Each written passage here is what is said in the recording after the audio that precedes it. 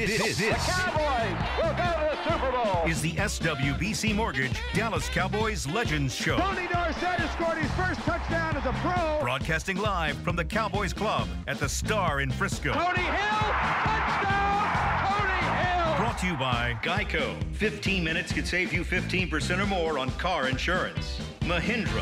Find your nearest Mahindra dealer at texasmahindradealers.com.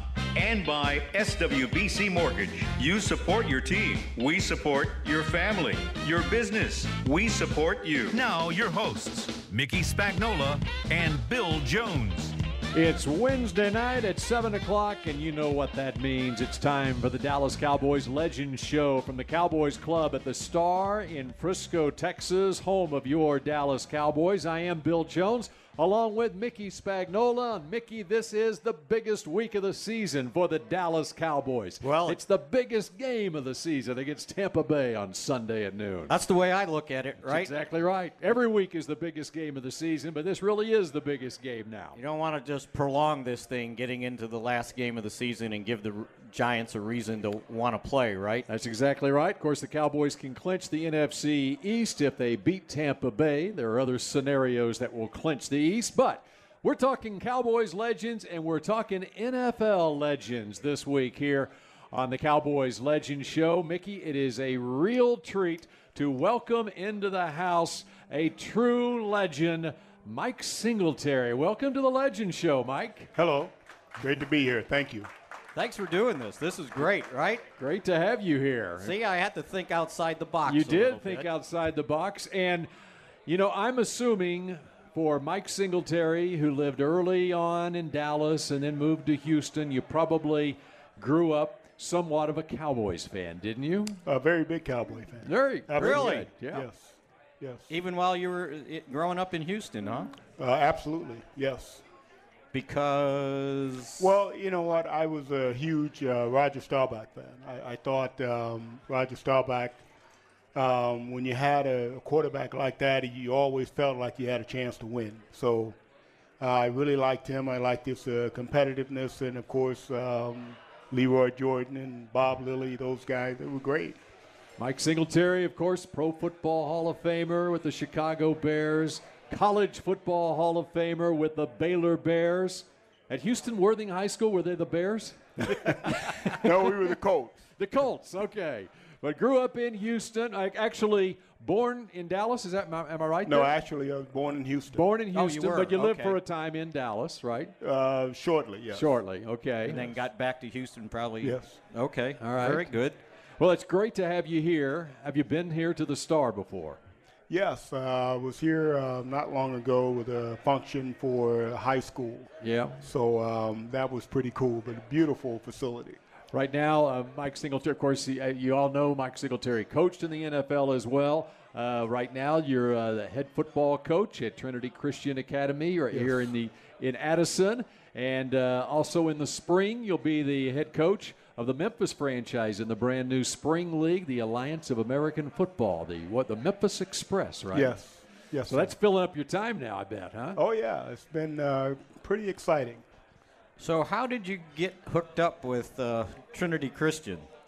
You know what? It was, I thought when the jobs were coming out and it didn't look like I was going to get the job I was looking for. And Trinity Christian, they ended up calling me. The AD called me and said, "Hey, Mike, what are you thinking about us?" Well, I'm not sure. Mm-hmm. And he said, "Well, let's meet." I said, "Okay." And I always wanted, I never thought I'd have the opportunity to coach high school football. But it was a great scenario, and it was set up just right, and thankfully it worked out. Now, these kids are, 14 to 18? Yes, sir. Did they know who you were before they were told who you were? Well, with all of the social media and what have you today, yes, they knew who I was. They can get on YouTube. Oh, yeah. Oh, yeah. Become very familiar. So what was that like, going back and getting into a high school scenario and coaching high school kids? It was really great because you had an opportunity to coach at that level and the innocence of football, and kids that had talent, that didn't know they had talent, kids that could be pretty special, and if they just worked at it. And so being able to be there and help them understand what the possibilities were, I mean, that was absolutely a fantastic opportunity. It probably either learn patience or test your patience, one of the two. Test. Test. Test. Big T, yes. And how many kids do you have? We have 7. 7 kids. So he already learned patience right. a long time ago, yeah. Mickey. He had a football team already, right? Oh, yeah. Oh, yeah. Well, tell us about this new spring league. Daryl Johnston, I know, is the general manager of the San Antonio franchise. I believe they're the San Antonio Commanders. I see him on a weekly basis. He does a television show here, Cowboys Insider, that airs on Fox Sports Southwest, and he's been busy putting that team together. And so I know all the rosters are kind of put together right now. And, of course, your team was in the news here in the last couple of weeks because you lost your quarterback, Josh Johnson, or one of your quarterbacks anyway, a couple of weeks ago, who signed by the Washington Redskins and leads the Redskins to a victory over Jacksonville this week. Yeah, it's been an interesting time, and I think it's amazing how many football players there are out there that looking for the opportunity to play, and there's still a lot of great talent. So right now it's just a busy time trying to put the rosters together. I've talked to Daryl Johnson a couple of times, talking about players that either I'm trying to get the rights to or get him to release or however that is. He's a little tough to deal with. Yeah.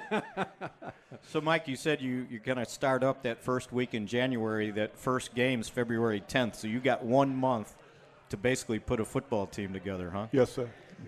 That's going to be somewhat of a challenge, right? Oh, it's going to be a great challenge. I think that, like I said, it's amazing the amount of talent that's out there.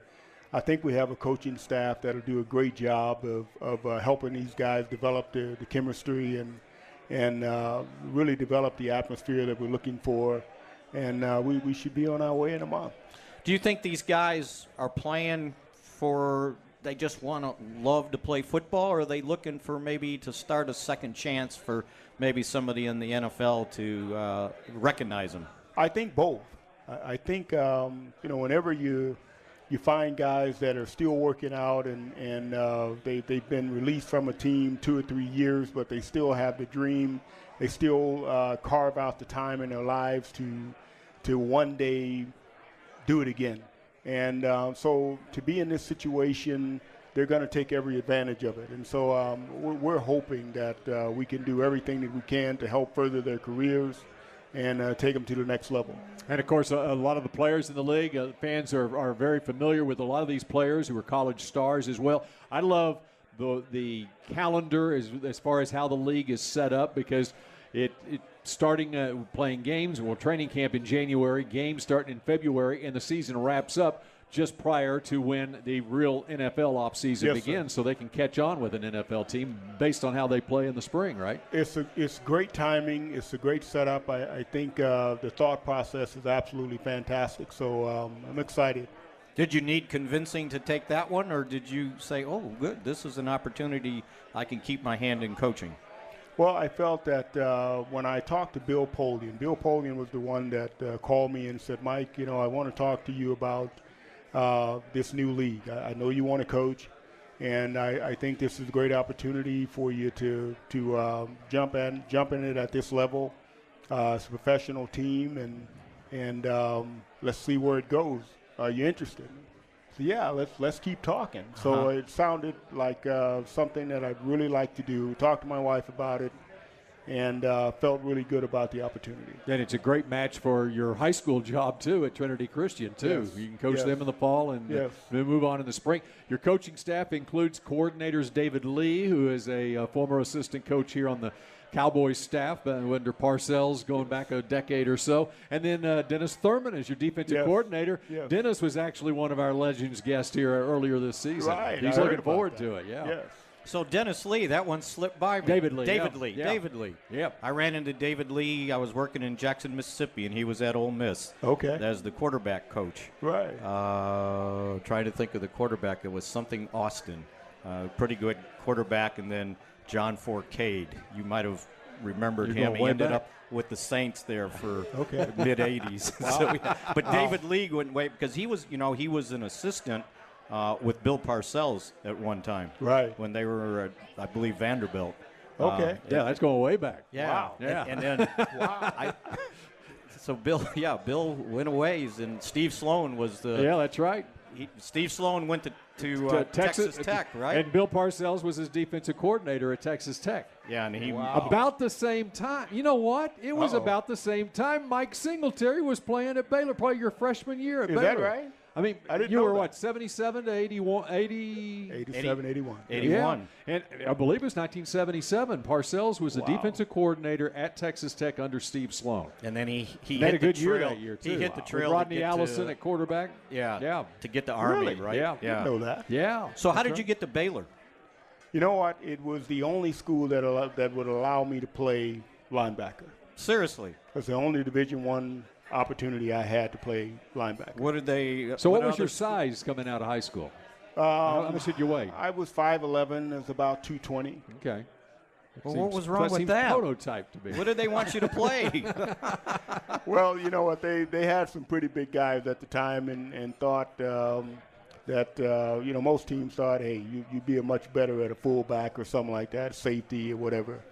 But no, I wanted to play middle linebacker, and Grant Taft gave me that opportunity. So you got to play for Grant Taft. That's a pretty neat deal there, Yes, huh? very special. Did you know much about him until the recruiting process? I had took no place? idea. Had no idea who Baylor was. All I knew was maybe Houston and maybe A&M or something like that, but that's about it. You know, Grant Taft, of course, took over at Baylor, I believe it was 1973. 74 was their breakthrough season. I believe with Neil Jeffrey at quarterback, who's a pastor over at Prestonwood Baptist. And then, of course, when Mike Singletary was at Baylor, I believe it was 1980, first 10-win season in Baylor history.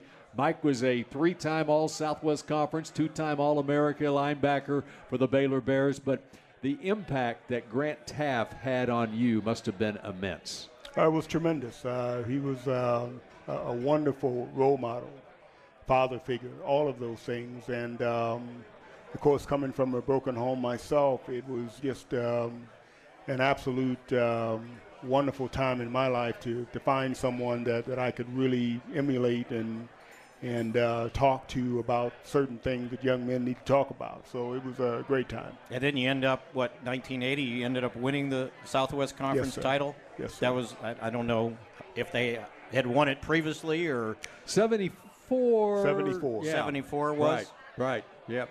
And when you look at your career at Baylor, and I know there was talk, and you actually interviewed for the job at a certain point about a decade ago, but it wasn't right fit for you at that point. Right. Was that something that was, when you got back into coaching, was that something that you had looked at that you thought, that the college level might be where you would want to coach at some point? You know, for me, when I got back in coaching at the NFL level, it seemed to make sense, at the time.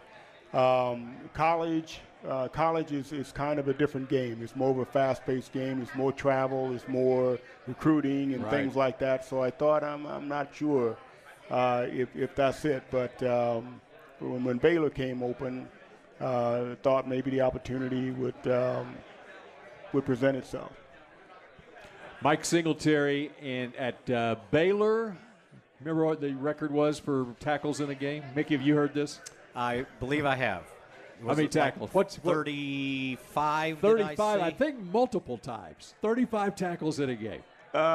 It was really interesting. I look back at that time and it's like, wow. But, it was. Was it one time against Houston? Well, one time was against Houston. One time was against Arkansas. Another time against, I think, Ohio State or something like that. So What'd you do? Elbow everybody out of the way? Say, I got this. Get out of my way. He had that Bill Yeoman veer offense figured out. Let's just put it that way. Wow. Just follow the ball. That's it. Just follow the ball. And then I think I saw his totals for his career. There was 662. I thought Dat Wynn had a lot of tackles at Texas A&M. He had 550 or so. Wow. And then I saw yours. You're like 662, something like that at Baylor.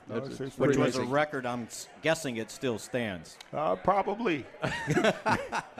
Especially since Baylor's in the Big 12 and they don't tackle any. No, I'm just Very nice. Very good, Bill. not Baylor, but my school too. Oklahoma doesn't tackle anybody either.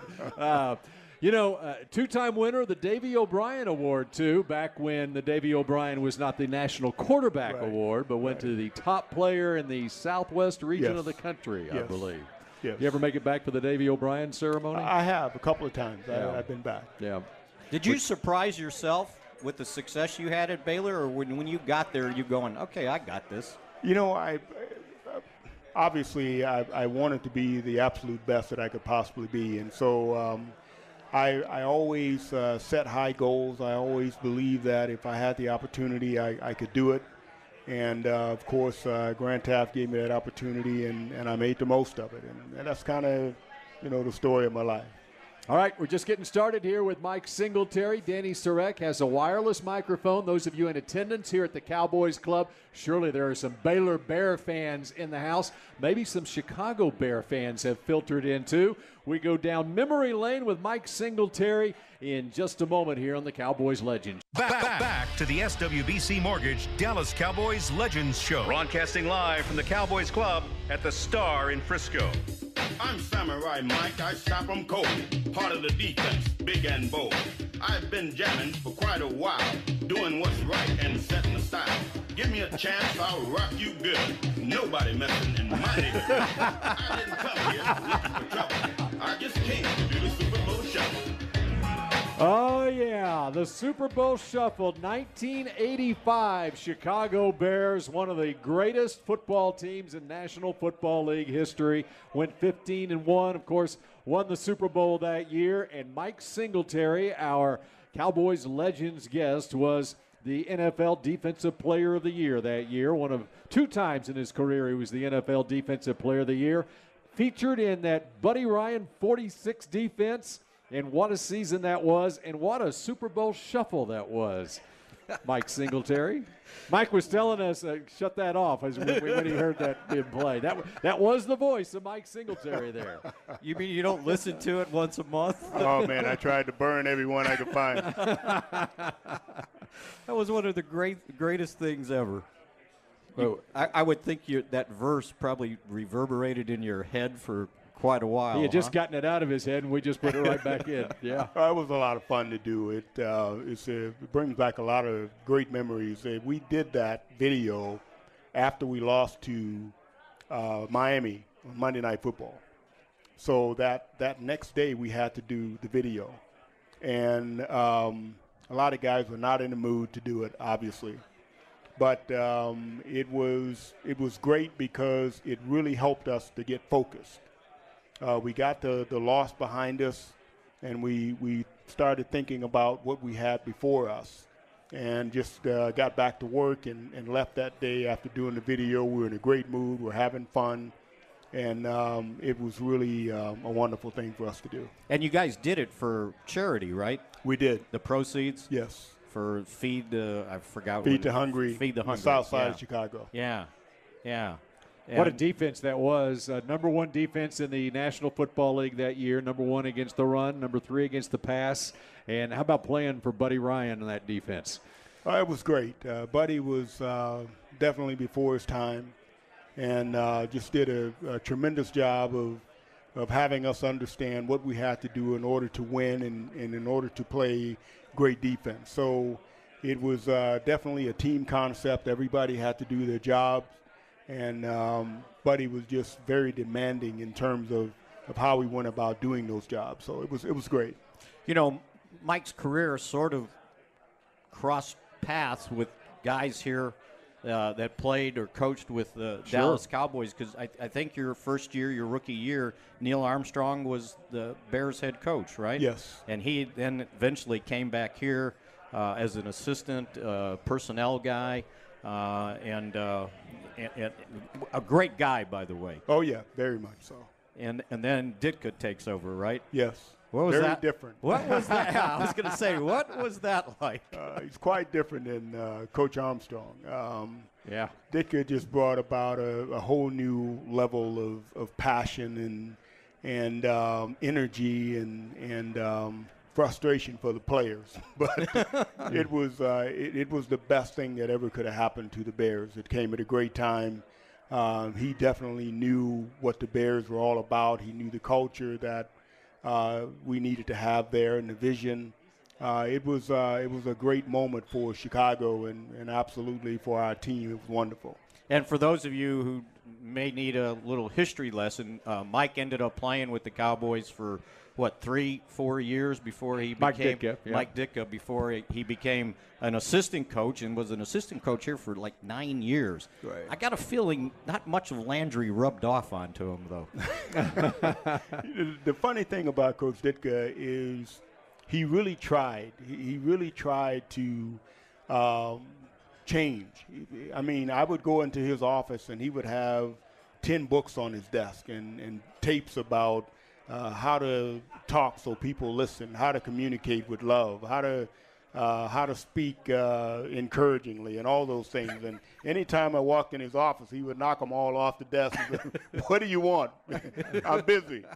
So it was interesting, but he was a fun coach and very passionate and really brought a lot to our team. I know you guys won the Super Bowl that year, but what else do you remember most from that season? It seemed like you guys were really a tight team. I don't know from afar. I can tell you that with the Cowboys, I was working at the newspaper here in Dallas, but they kept sending me to Chicago to cover the team because I'm from Chicago and I had a free place to stay. Right? That's what the newspaper business was back then. So I got to watch a lot of your games. So the newspaper business hasn't changed a bit. No, it hasn't, yeah. It's probably regressed. But I got to watch a lot of your games, cover the games, covered all the playoff games, but it seemed like in that locker room it was pretty tight. We were a tight-knit group, and I really believe that Jim Finks was the guy, the GM that put us together, and he did a tremendous job of really collecting a group of guys that just did not want to lose. We could not stand to lose, and I think that it's very rare that you get a group of guys together like we had that really hold each other accountable. If I didn't do my job, I knew that I was going to have 3 or 4 guys in my face saying, "Hey, you got to do your job, Mike. We're friends and all these other things, but if you don't do your job, we're going to have a problem." So that was one thing that our team had that was great. I'm sitting here looking at the starting lineup for the 1985 Chicago Bears. Up front, Mickey, where you're talking Richard Dent, Refrigerator Perry, Steve McMichael, and Dan Hampton. Your linebackers are Wilbur Marshall, Mike Singletary, and Otis Wilson. Leslie Frazier at cornerback, of course, coach in the NFL. Mike Richardson, the other cornerback. Gary Fensick and Dave Dewerson at safety. Pretty stout. Yeah, it was a great group. So I don't know if the word is eclectic, but it was a group of guys that were pretty different. That's being polite, right? I covered the 92, 93, 94 Cowboys, but that Bears team, there was some characters on that team, right? Starting with the quarterback, Jim McMahon. Oh, yeah. At the position that's supposed to be pretty cerebral. Right. But it was just he's probably the only quarterback that could have played for Coach Ditka. I mean, I think that when you think of Jim McMahon, he was not afraid. He was not shaken up or anything like that. If he made a mistake, it was like, "Hey, I'll get it next time." And Coach Ditka would be screaming the top of his lungs, and Jim would say, "Yeah, I hear you, but give me some water over there." So it was the guys really appreciated him, the team, for the courage that he had to be a quarterback for Coach Ditka, which was very demanding. And then you got to play with Walter Payton. That was an honor. An absolute honor. Walter was the gentleman. He was a great teammate. He was fierce, a fierce competitor. Pound for pound, one of the strongest guys on the team. But just a great guy to play with. Yeah, and he's and then you end up winning the Man of the Year award that was named after him. So that must have been doubly special for you. It was great. It really was. Danny Sarek has the wireless microphone. Danny, if you have a question, just find Danny, and Danny's right over here with someone with a question. Danny? I do. Tonight's first question comes from Mike from Frisco. Hey, Coach, I just want to make a quick comment and then ask you a question. The comment is, I think your Hall of Fame acceptance speech was one of the best I've ever heard, and I thought it was very cool how you had your wife introduce you at the Hall of Fame. Thank you. And then my question is, just of all the running backs you played against, who do you think was the toughest or best running back or toughest to tackle? Wow. I would put it this way. I say Barry Sanders was the toughest to catch. I think Earl Campbell is probably the toughest to tackle. And I think all around, in terms of the best running back that I played against, it would be between Earl and Eric Dickerson. They were great. I mean, every time you hit them, you really had to buckle your chin strap twice because they were coming. They were a load to tackle. And I'm guessing they didn't let you tackle Walter Payton in practice? No, don't even look at it.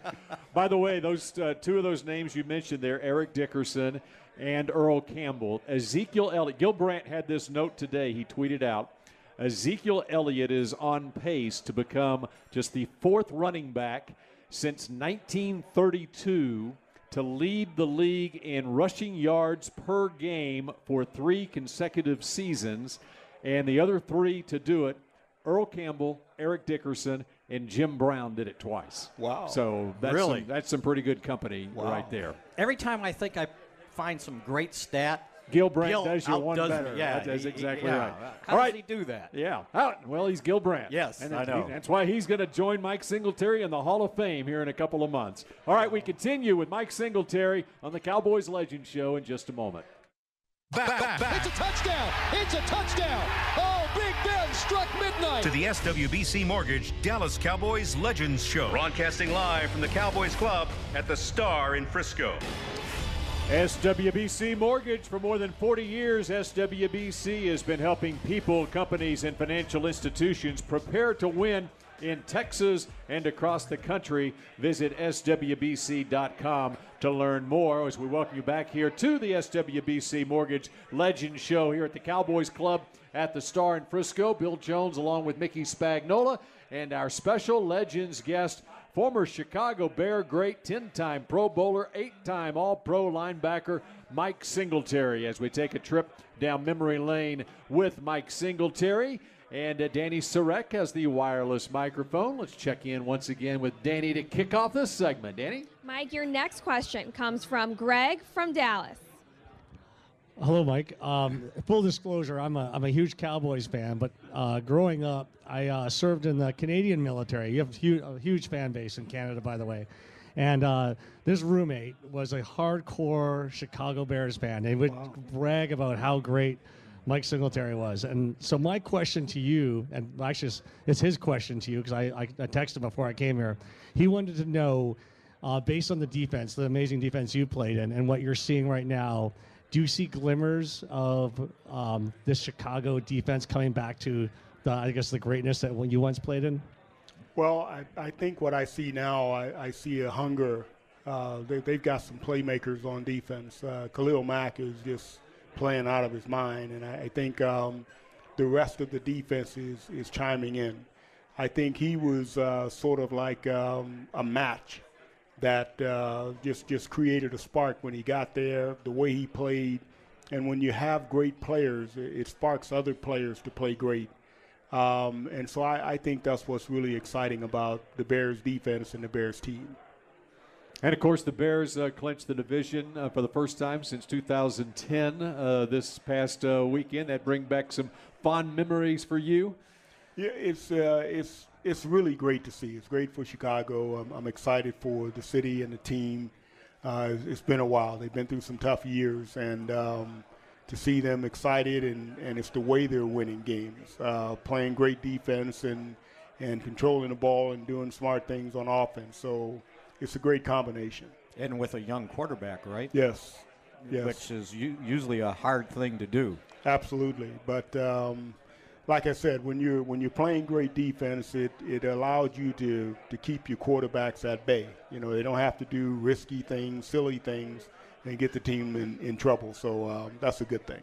Something about the city of Chicago, when sports teams do well in Chicago, it just kind of goes to another level in that city. And in fact, your teams back in we talk about 1985 and winning the Super Bowl and so forth, the whole the Bears deal from that era. I mean, that caught on with the entire country. It was remarkable just how that team caught on with America.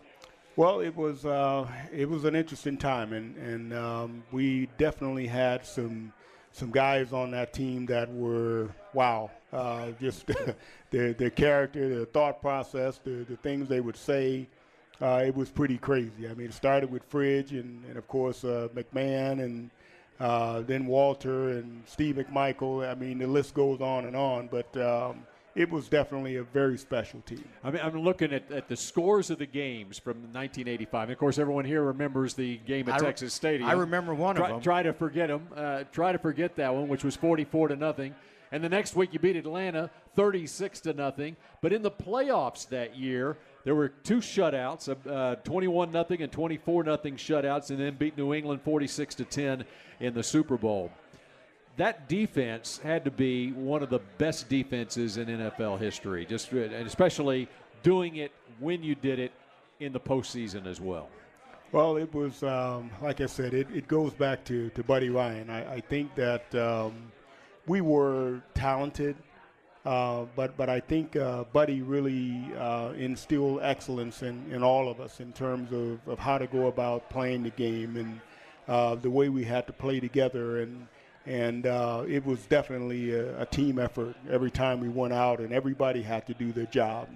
If somebody did not do their job, you're going to hear it from your teammates way before it got to Buddy.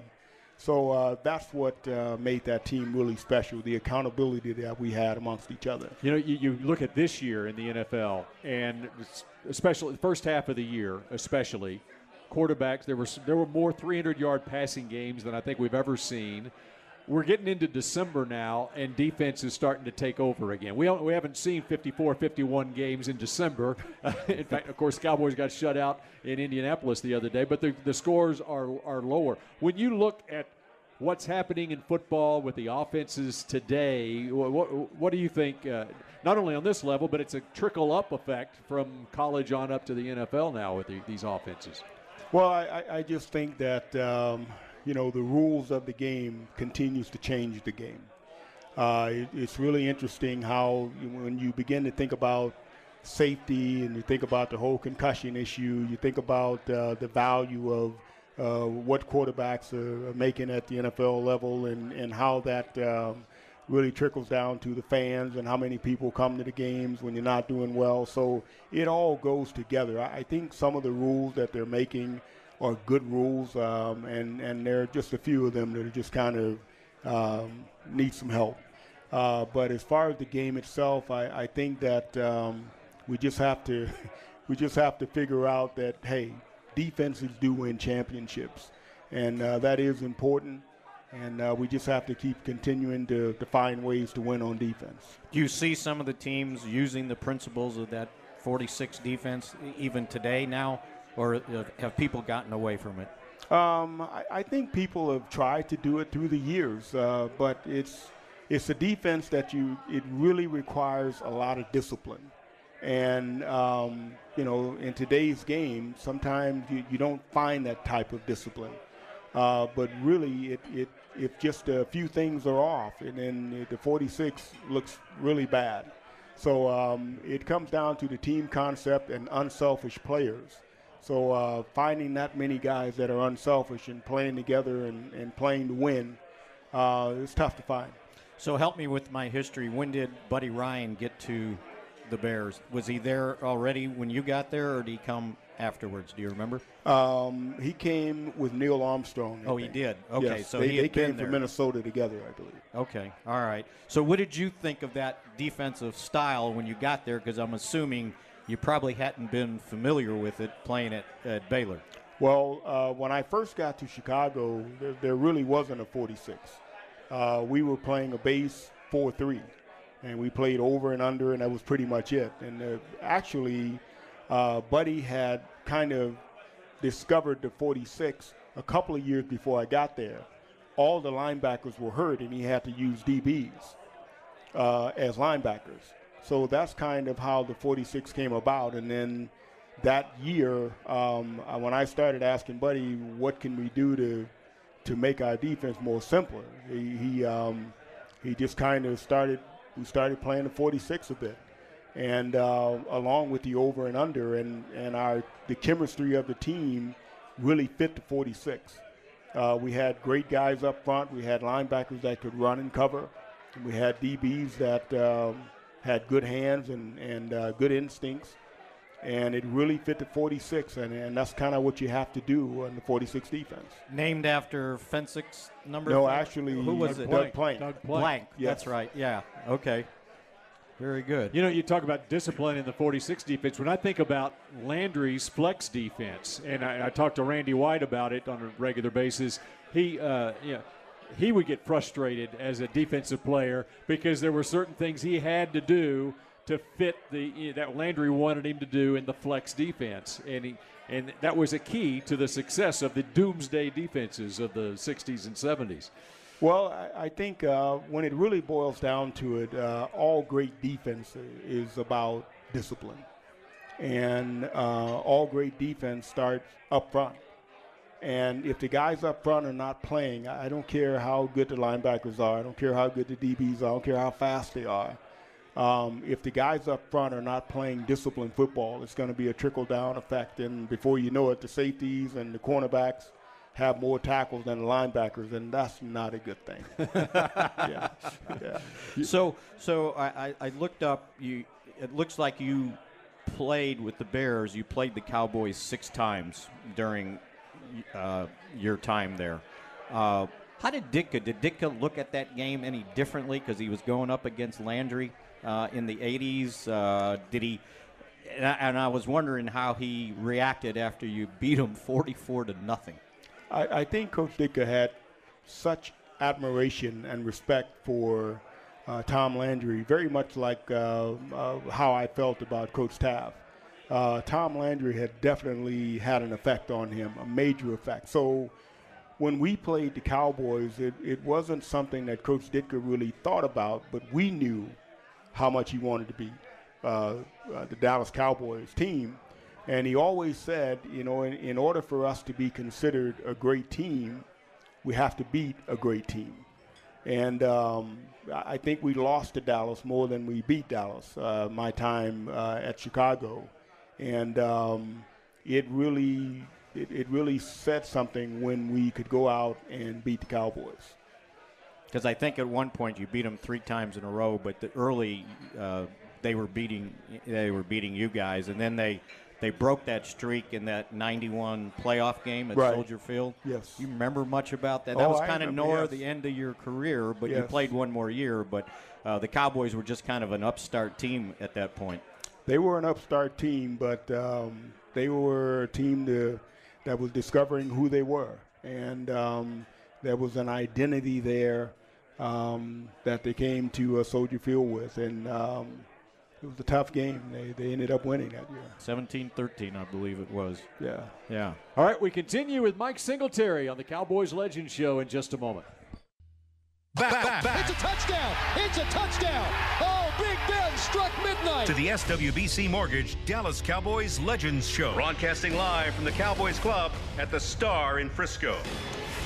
This is the Dallas Cowboys Legends Show. I want to tell you about Fans United, where you can find game day gear for every Cowboys fan. Visit shopfansunited.com to find a location near you. Bill Jones with Mickey Spagnola and former Chicago Bear and Baylor Bear great, the Pro Football and College Football Hall of Famer Mike Singletary. Our last segment here at the Cowboys Club at the Star in Frisco, and Danny Surek with the wireless microphone. Questions from the crowd here. Hello, Danny.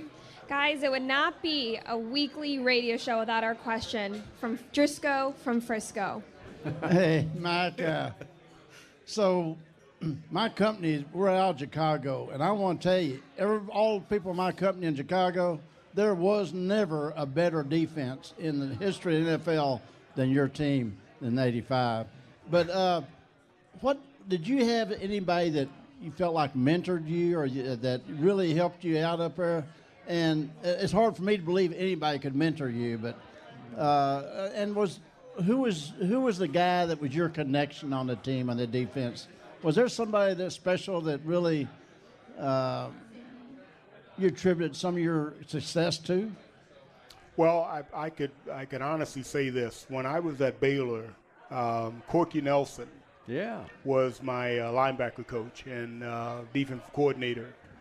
And I didn't like him because I thought he was trying to kill me. I mean, every day he worked me so hard on the fundamentals and going back and forth over the bags and all of the skill developed in a linebacker. So when I left Baylor and I got to Chicago, I just continued to work on those techniques and skills that he had taught me. And I would attribute the success that I had to Corky Nelson. Absolutely. He was an absolutely amazing coach. So, yeah, that's who I would give it to. And Corky Nelson would later go on to be a head coach at North Texas. I thought I remember I was going to ask you, North Texas, right? Yeah, that's right. Yeah. Passed away a few years ago. But, wow. How about growing up? You mentioned early in the show about being a Cowboys fan. Any linebacker in particular that you kind of emulated or looked up to growing up? That you can kind of look at what you became as a college and NFL player if you look back and say, you know what, he was a kind of a guy that I looked up to. There were a few guys that I looked at. I looked at Willie Lanier. Willie Lanier was a guy. Dick Butkus was a guy. Of course, Leroy Jordan was a guy that those guys I looked up to and really studied them and watched their games and. They really helped me to kind of look at the game through their eyes and see what they were trying to read, and so those were the guys that I watched. What traits do you think you had that made you what you were as a Hall of Fame linebacker? I think the one trait that I would say that really helped me was I had a desire. There was a desire to make every tackle. And I really, every time I played, I really strived to make every tackle. And that's what I tried to do. That was my desire. Of course, the classic NFL films footage is your eyes. Were you surprised when you look and see how the close-ups that they would have on your eyes, that your eyes would be like that during the course of a game? Well, yeah, it was interesting kind of how that developed. I mean, I've had guys ask me during my career when I was playing the game, "Hey, Singletary, what are you taking?" So I'm not taking anything. No, what are you taking? I want some of that stuff. I said, I'm not taking anything. Oh, so you're not going to tell me? I'm not taking anything. But for me, I was really trying to see everything in front of me. I started with the guard and the center, and then I went from the guard and center to the tackles, and then I went from the guard, center, tackle to the tight end, and then the wideout. So your eyes are going to get pretty wide open if you're they're going to see all that. Yes, absolutely. But that's where it came from. There's a couple linebackers here that have some of those traits. Sean Lee, such a student of the game, and now they got a young kid that I think he wants to make every tackle. Leighton Vander Esch. Your thoughts on seeing those guys play? I think it's always exciting when you see linebackers not just play with their ability, but to really go out and take it all in, the mental aspect of the game. And I think as a linebacker, you really, as a football player, but particularly as a linebacker, and particularly as an inside linebacker, it is so important that the preparation that you put in place, all of the little notes and the little keys that you have to have in order to go out and play a great game. Any current linebackers that you like watching? Well, I study a few of them, but right now I think when I watch Dallas, I'm watching this young kid in the middle begin to develop. I think he's beginning to see the game in a different way. Now, are you talking Jalen Smith or Leighton Vander Esch? Vander Esch, yes. the rookie. Yeah, the Smith kid. I like watching him play too. Right. He's an athlete from the outside.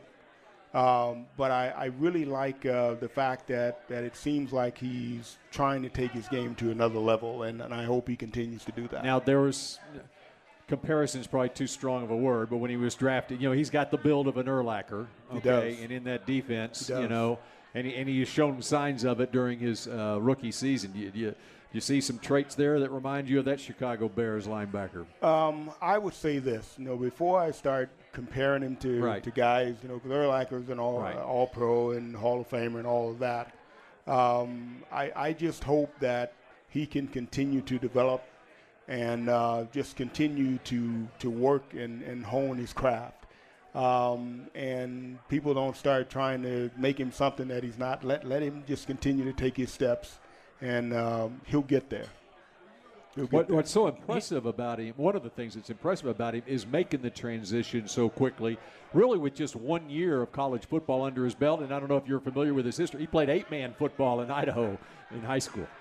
Well, I think that's pretty cool. And I'm sure there's some advantages of playing 8-man football and being able to transfer that into playing 11-man football. So I'm just excited to see him playing. He and the other linebacker, 54, playing at the level that they're playing at. I'm just hoping that they can continue to grow and build. Mike, it's kind of it's amazing, the Cowboys, the Bears, the mystique of those franchises at middle linebacker.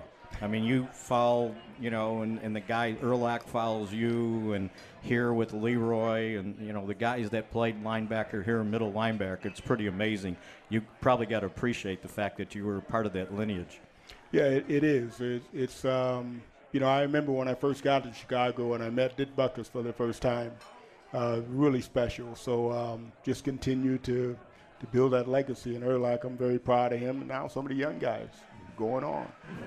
Well, it's been special having you here on the Cowboys Legend Show. I'm glad Mickey has branched out and got a Chicago Bear legend. There's a lot of Hall of Famers in this city. We just got to unearth them, Oh, yeah. Hopefully you'll stay for a while. I mean, in Dallas, so you continue coaching at Trinity Christian. Well, we'll see. Okay. All right. Well, All good. right. Well, it's good to have you here. We had Appreciate it, Joe Mike. Green earlier in the season. Now Mike Singletary. So it's a Hall of Fame cast of NFL legends. Mike, Merry Christmas. Happy holidays to you and your family. And for all of you out there as well, Merry Christmas and Happy Holidays. We will be back next Wednesday. The next Wednesday. The next Wednesday. And the next Wednesday for the Cowboys Legends Show. Yeah. There you go. Thanks for joining us.